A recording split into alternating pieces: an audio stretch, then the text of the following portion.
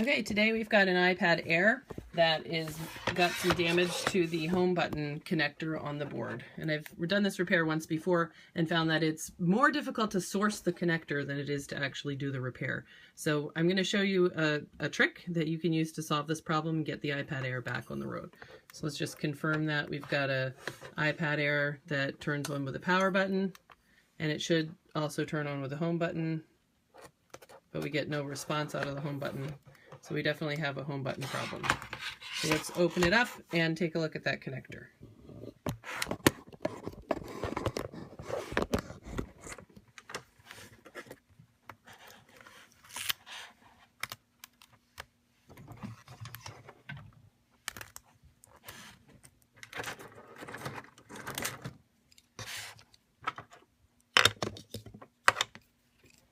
We're going to put the LCD screws on a magnet. The letter O for, oh my god, I think I pulled the home button connector off the board. The first one that I did sat here for months trying to source the connector. We thought we found one and had pictures of it coming from China. It got here and it was the wrong pitch. And you just kind of have to wait around until until the manufacturers decide there's enough of a demand for the connector to actually produce it. And I think there will be for the iPad Air connectors, the home button and SIM button card. I've seen a few times. So I think that they probably will get this connector eventually, but until then, whenever you have, some sort of a non-Apple product that you're trying to fix a connector on, you can always do some sort of a hard wiring job like I'm about to do here and just get it back on the road without just having to throw away the entire device for want of a tiny connector.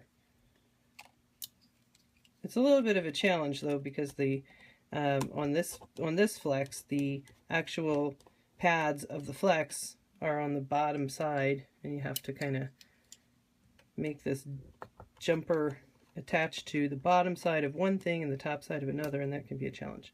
But it's definitely doable, so we'll show you how to do it.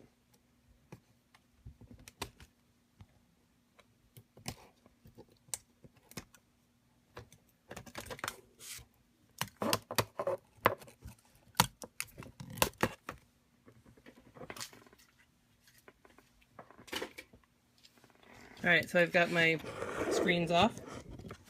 Now let's take a look and see what we have here at the connector area.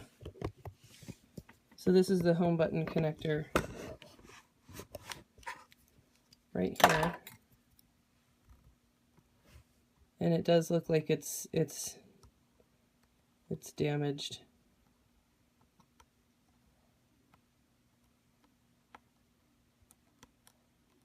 And it looks like it's missing one of the pins. So what we're going to do first is we're going to desolder this connector and take a look at the pads. So I'm gonna do that with my regular microscope, and hopefully you can see something.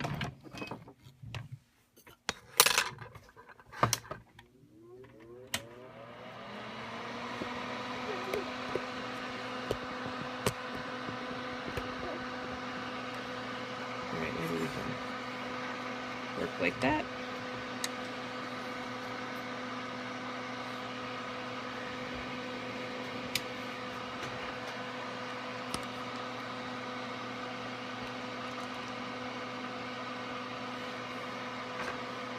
Whenever I'm working in an area that has a sticker on it, I think it's best to take the sticker off rather than burn it into the board.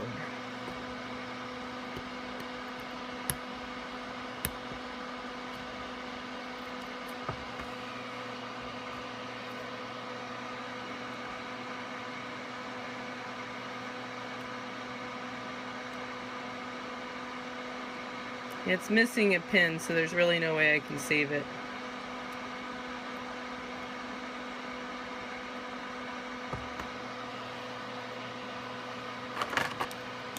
So I'm going to desolder the what's left of the connector from the board. I'm using, remember that what really makes old solder flow is more solder, so that's what I'm going to use.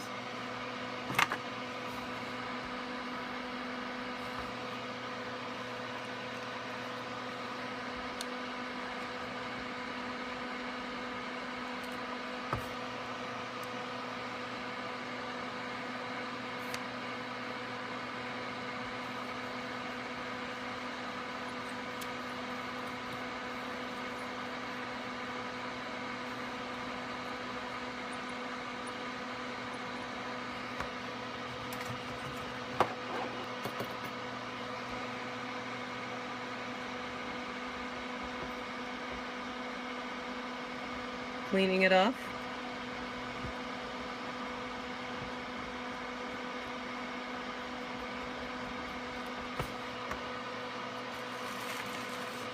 All right.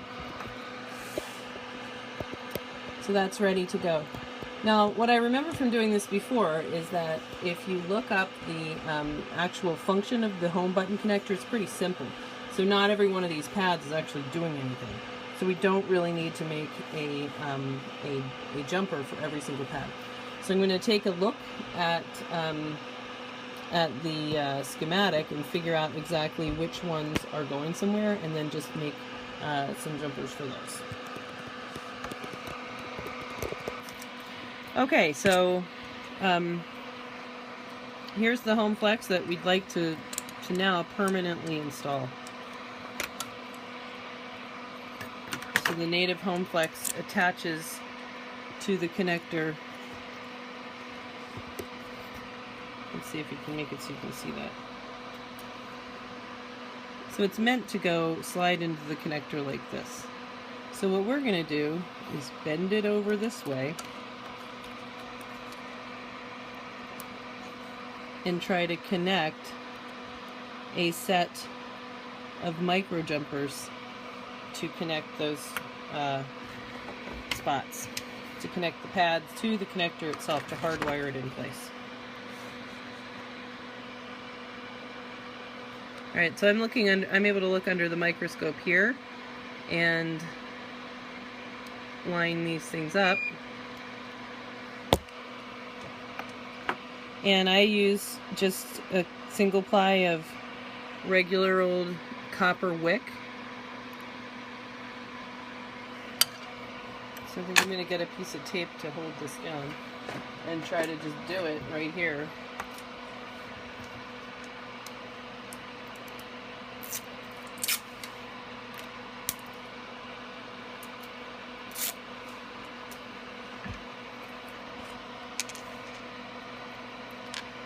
The first time I did this, I did not have access to the schematics. They were not available at the time, and I just made a micro jumper for every single one of these flex pin pad connections, and it worked.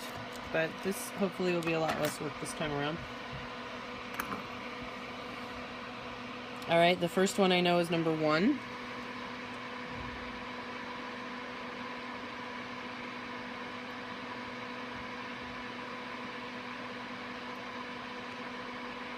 One, 2, 3, 4, 5, 6, 7, 8, 9, 10, 11, 12, 13, 14.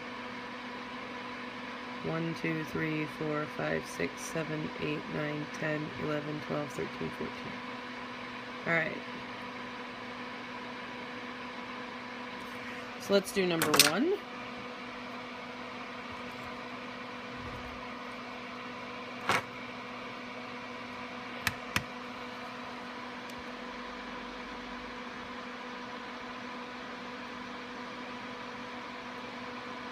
So I'm putting number 1 on the flex. I'm trying to put a healthy amount of solder on here in order to make a good connection. And then I'm going to go ahead and connect it to the number 1 pad.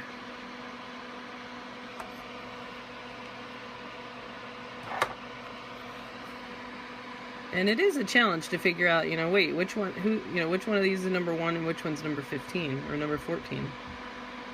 And you can just figure that out by looking to see what are they supposed to connect to, testing for continuity between the spots they're supposed to connect to, and making sure that that all works out.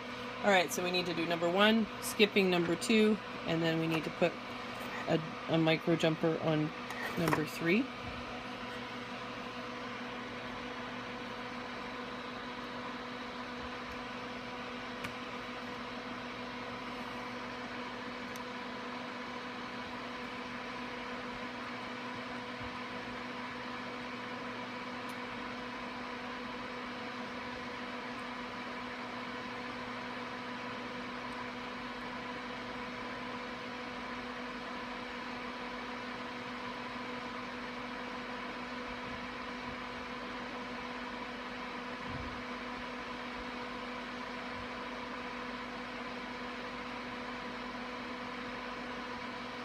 Alright, that's a good robust connection, and I will let you look under my microscope to see what it looks like for me in the extremely low rent way that I do.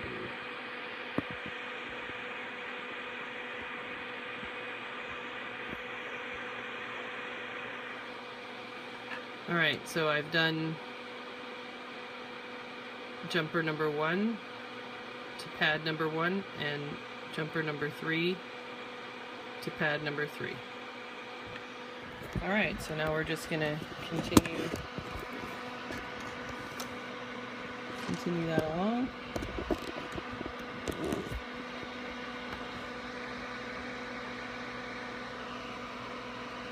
Alright, we also have to do number 4.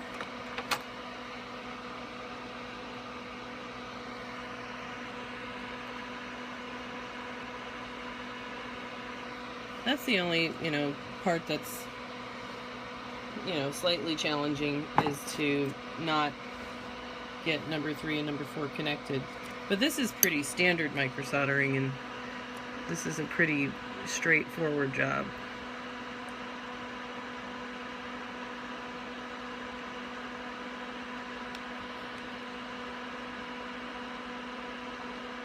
Because these are enormous compared to the blue screen of death traces. This is like building with Lego Duplos after you've been working with Legos for a while.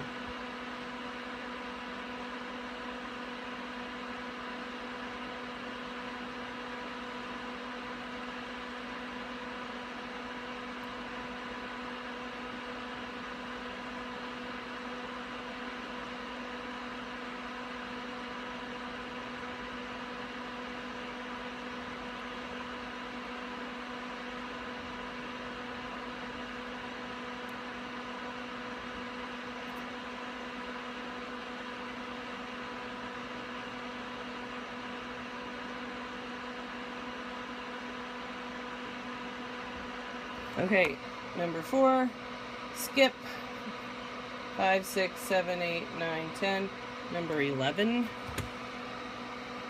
So much easier than that other time.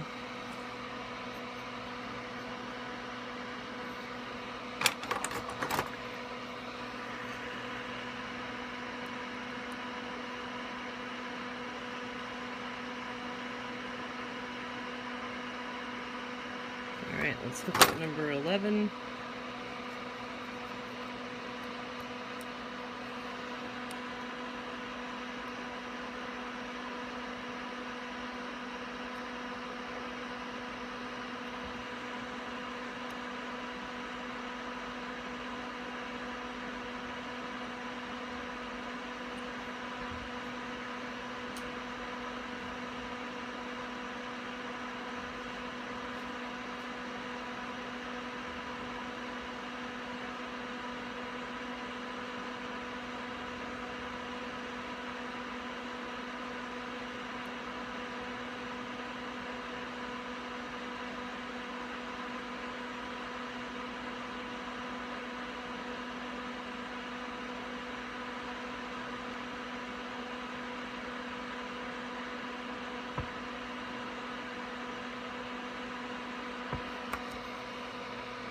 13 and 14.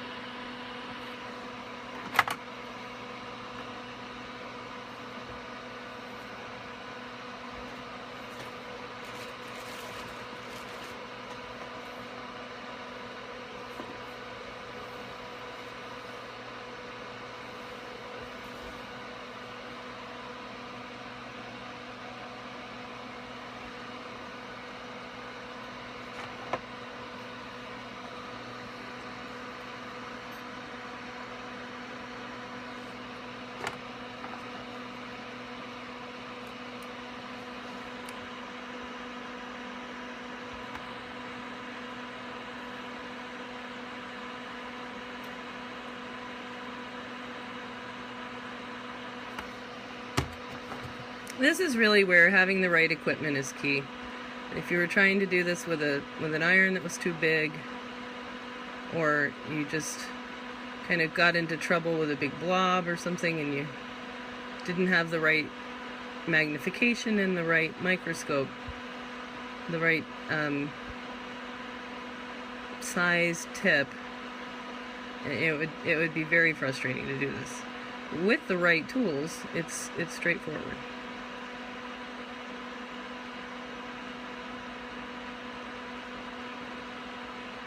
Alright, last one, number 14.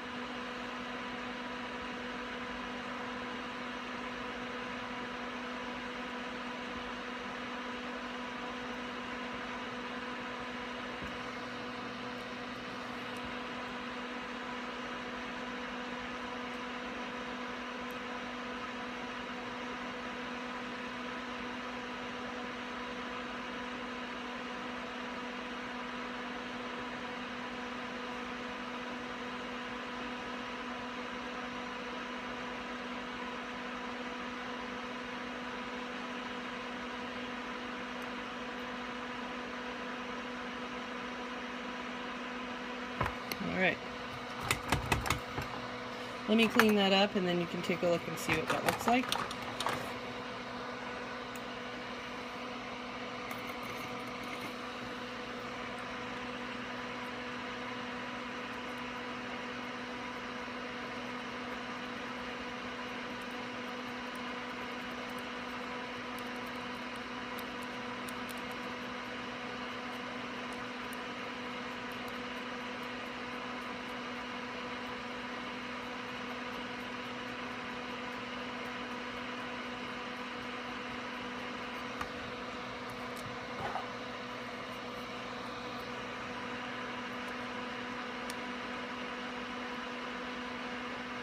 I'm just going to trim the ends of a couple of these are a little bit long. And it's easy enough just to wiggle the end of the wire until it fits exactly.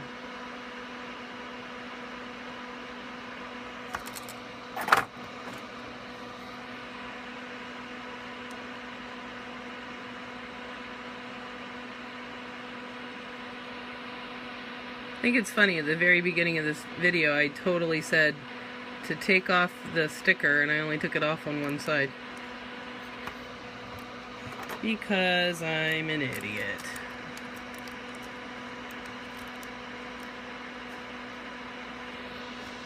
A little bit of stray extra ends here I'm going to take off on the other side.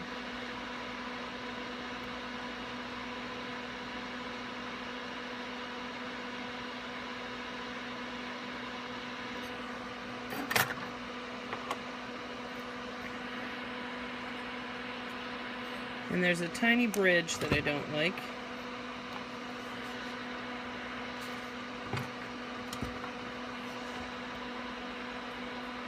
There we go. Alright, I think that looks pretty good.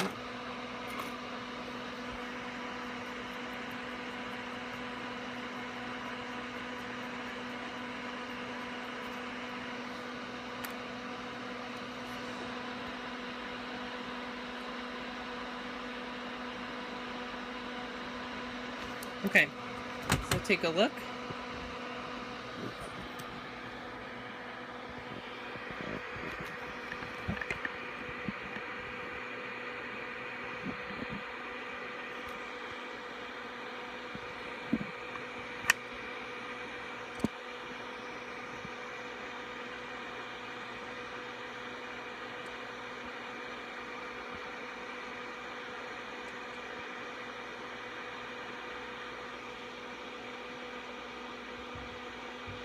Alright, so there are our micro jumpers. Starting at this end, there's a connection between the flex and the pad, 14, 13, 12, 4, 3, and 1. You can kind of zoom out a little bit. Alright, now what I'm going to do to keep this from touching anything is I'm going to apply a strip of Captain tape there, since I'm going to be folding the flex back over on top of that. And then I'm going to tape the whole thing down with another piece of Captain tape.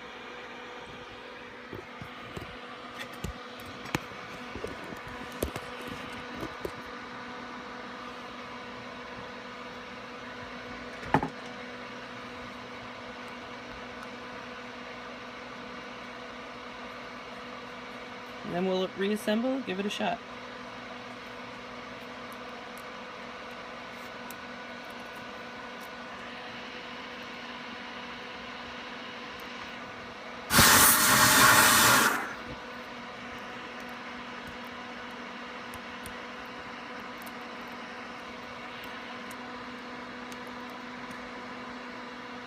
Now if the connector becomes available and this iPad comes back in for a screen replacement, you could always reverse this, very straightforward, just slide a iron along this connector job and it will all come off and your pads are intact and you'll be able to put in a new connector and kind of do the more robust, long-lasting repair. But if the alternative is to throw this device away because this doesn't have a home button connector, then this is a pretty nice way to go. Alright, so now we're going to fold it back down on top of itself.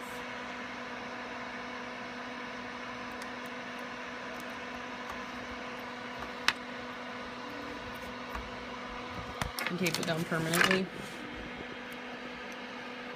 So it's folded back down on top of that other piece of tape. And we're going to give it a shot.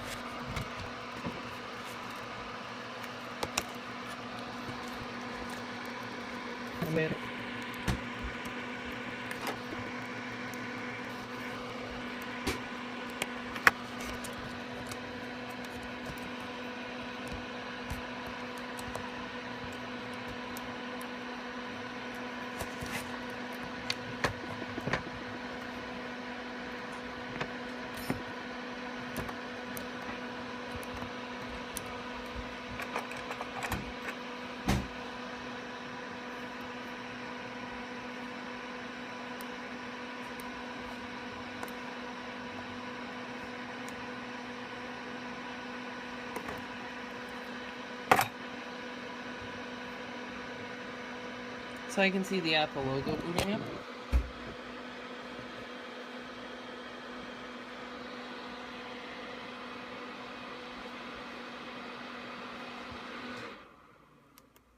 Now let's try the home button.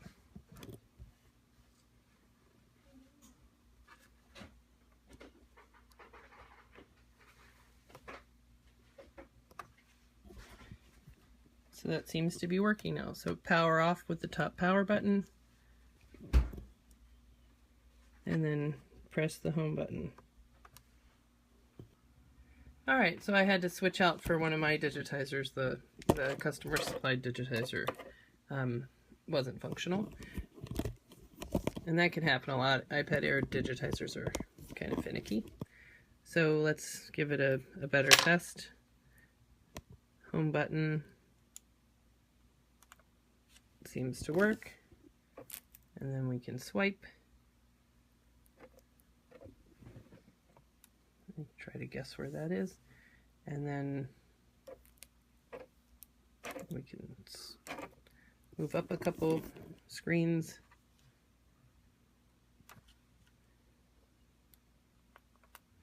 Click, click.